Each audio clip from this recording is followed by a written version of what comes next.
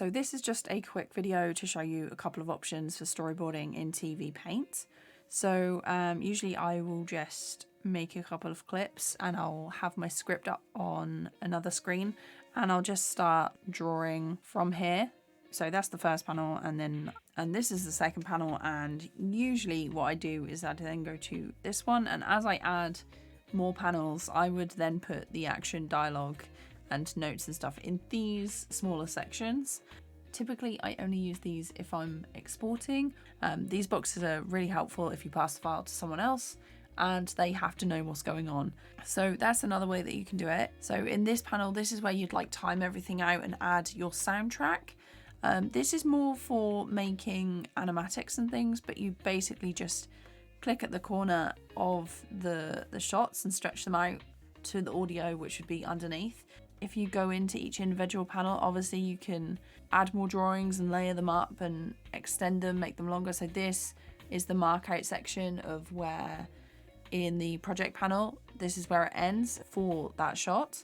So if you go back in, you can mark it out later on, then you go back to the project and it will stretch it out for you. So you can just storyboard on top of these wherever you are in the timeline and add extra drawings and things.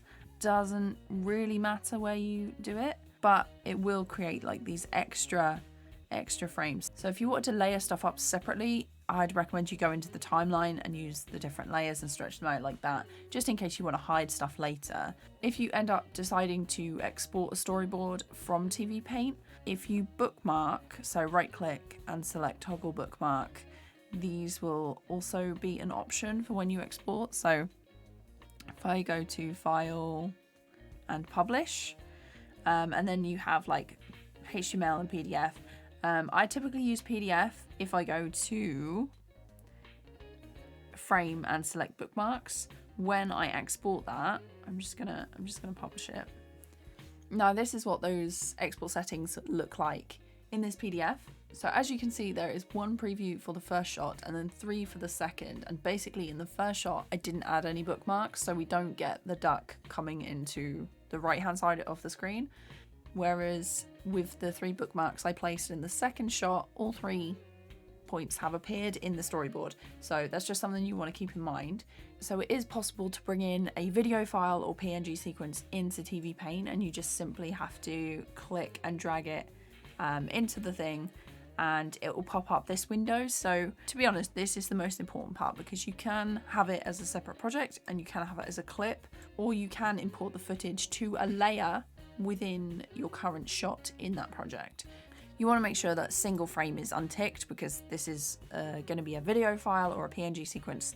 You can also stretch the project size and just import, and it will load your sequence. So if you're setting up 3D camera moves and backgrounds and stuff in another program like Blender, you can render those as PNG sequences or like a video file and then bring them into TVPaint to draw on top of, if you wanted to do that. But if you wanted to directly animate in Blender on top of those camera moves and things, you could always use the grease pencil function, and I've put a link to a couple of tutorials that I found helpful in the Discord if you wanted to check them out. So yeah, I hope this video was helpful, and if you've got any questions, just put them in the Discord and I'll get back to you.